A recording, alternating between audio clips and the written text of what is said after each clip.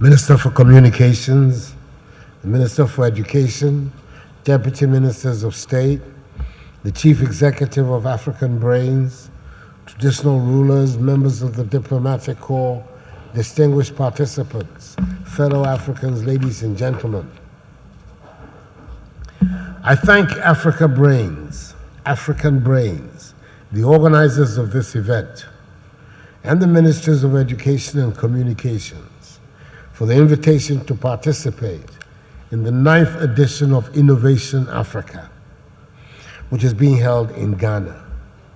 Our picturesque, vibrant city of Accra is humbled by the decision to host this year's edition here. To those of you coming from beyond our shores, I extend a hearty akwaba, a word of welcome. Enjoy your stay amongst the people famed for their hospitality.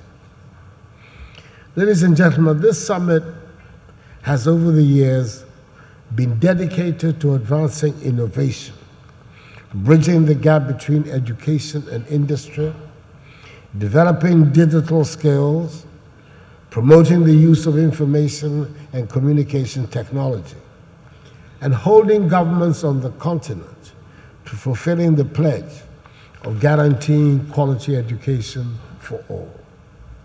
At the same time, this summit is being held at the point when half the population of Africa still cannot enjoy digital services and devices, and therefore cannot reap the benefits of digital literacy.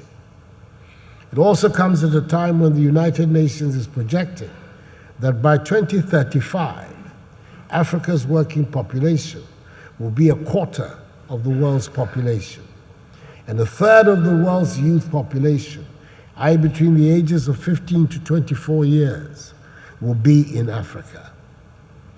Providing this young population with education, skills training, innovation, and technology will constitute a very powerful tool for economic development in Africa and the world.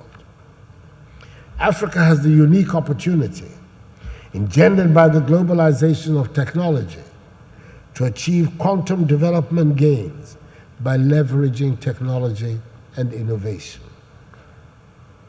We thus need to put more resources into digital literacy programs, provide smart devices for our children, and train teachers and educationists in new technologies.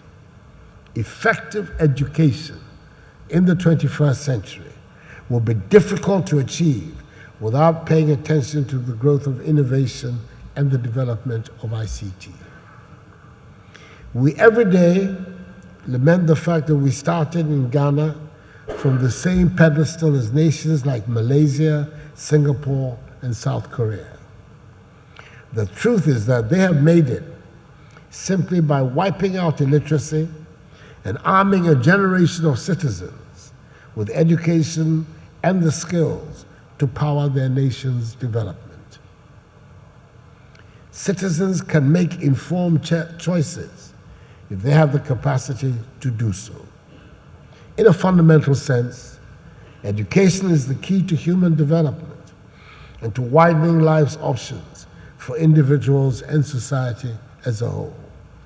In that sense, education is key to the development of nations.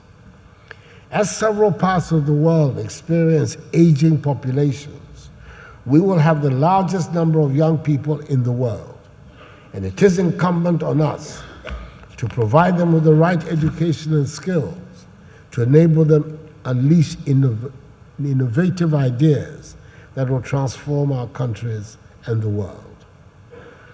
That is why, since assuming the reins of office of President of the Republic of Ghana nearly 3 years ago, I've committed a substantial portion of our national budget, in fact a third, to opening up senior high school education for all of Ghana's children through the free senior high school policy. This has enabled us to increase the total number of students in our high schools from some 800,000 in 2016 to 1.2 million today, the highest such enrollment in Ghana's history. As a result, children who would ordinarily have slipped through the cracks have been moved from the streets into schools. We have implemented curriculum reforms in our basic schools to reflect current global trends. We continue to drive reforms in teacher training and professionalization regimes, and we're committed to mainstreaming technical and vocational education and training to drive as many young people as possible to see the field as a first rather than last career choice. These are a few of the several paths we're pursuing to ensure that Ghana's educational learning outcomes are improved significantly to nurture a confident, skilled, and globally competitive citizenry. Coding has been introduced into the curriculum, and we have scaled up our Girls in ICT program. With just a few days training in computer literacy and coding, young girls between 9 and 13 years of age, some of whom had never seen a computer before, are today building websites of their own. The results of all this endeavor will become fully visible in a few years, but we have already begun seeing early signs of success in the form of self-confident, you saw one of them, self-assured, articulate young people ready to take on any challenge. Ladies and gentlemen, towards the formalization of the Ghanaian economy, it has been great to see the level of expertise demonstrated by young Ghanaians once given the opportunity to show their talent. Our national digital property address system has been developed by Ghanaians, as is how our national ID system, which is currently being rolled out with nationwide registration ongoing. By the end of this year, an electronic platform for the payment of all government goods and services, which is being developed by a consortium of 3 domestic companies, will become operational. Government will continue to use its purchasing power to promote local talent who have the potential to go global. Despite all the progress made, we know that it is still not enough. We need to do more. ICT has the ability to level the global playing field, unlock human capital, and harness the full potential of all. The most effective way Africa can live up to its billing and become the world's emerging economic powerhouse is through the proper nurturing of young talent. Together, everyone here at Innovation Africa must invest more in empowering the youth, especially in the field of ICT and innovation, and support entrepreneurship and startups, because they are the engine of growth of our continent. So I urge all of you gathered here to promote, with all the resources you can muster, the growth of innovation and the deployment of ICT in education, because it is the surest way to provide access, equity, and quality. Let us advance the conversations and agreements that we have here to the next level in order to realize Africa's digital and innovation aspirations. Let us forge partnerships and bring our fragmented markets together so that we can scale up and create businesses that can grow and compete on the global stage. Ultimately, job creation is the goal, but without skills and knowledge, we will not be able to get the right jobs and ensure we have inclusive markets. The African Continental Free Trade Area, which represents currently a market of some 1.2 billion people with a combined GDP of some 3 trillion United States dollars, should become the fulcrum of Africa's commercial trade and investment activities. It is a market we have to exploit. It will be driven largely by technology and e-commerce, and we cannot afford to let it fail. We must make the AFCFTA work for Africa and for Africans. Ladies and gentlemen, Over the course of the next 3 days, we will concentrate on educational development, science and technology, training, vocational skills, digital literacy, curriculum pedagogy, and ICTs for education. I look forward to the outcome of the pre-scheduled roundtable meetings between government and industry that will take place during Wednesday and Thursday afternoons. At the end of the summit, I'm hopeful that answers on how best we can develop policies that support the expansion of education and the ICT infrastructure in Africa will be found. The sessions here should also not only be focused on supporting innovation, but also on how best we can protect and safeguard intellectual property in Africa.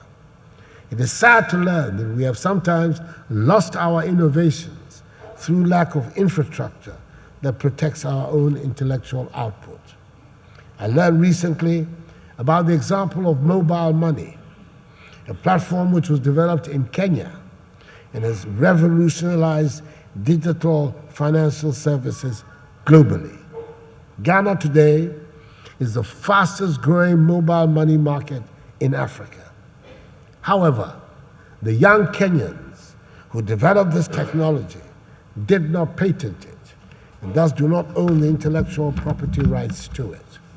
It behoves on each one of us to guard jealously the fruits of Africa's intellects.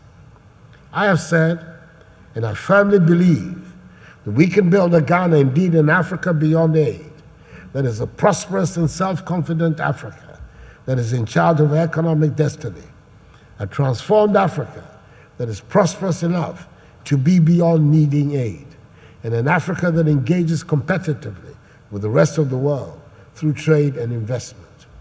We can best do this if we invest in entrepreneurship and ensure that our populations are aggressive in pursuing the entrepreneurial agenda. I believe the summit will afford participants an opportunity to share ideas and also create a platform for deliberation on the development of solutions to innovations development in Africa. Let this be a platform for limitless thinking and an environment for strong networking. May God bless Mother Africa and us all. And thank you for your attention.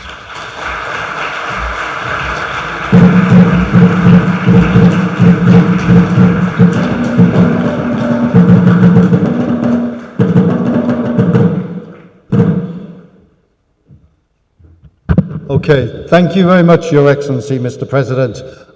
So we'll have a group photograph, if we can quickly, before His Excellency leaves. So all the ministers, deputy ministers, heads of delegations from our visiting African countries, please come to the stage. All the Ghanaian ministers, deputy ministers and state ministers, please come to the stage. We'll, all African heads of delegations, all the groups,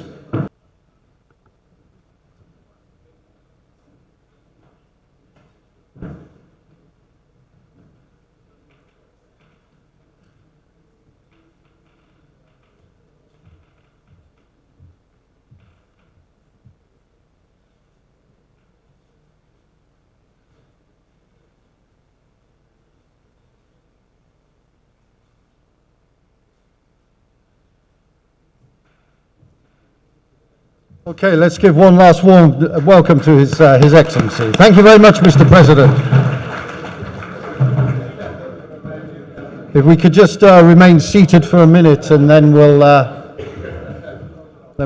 prepare our proceedings. God bless the homeland, Ghana, and make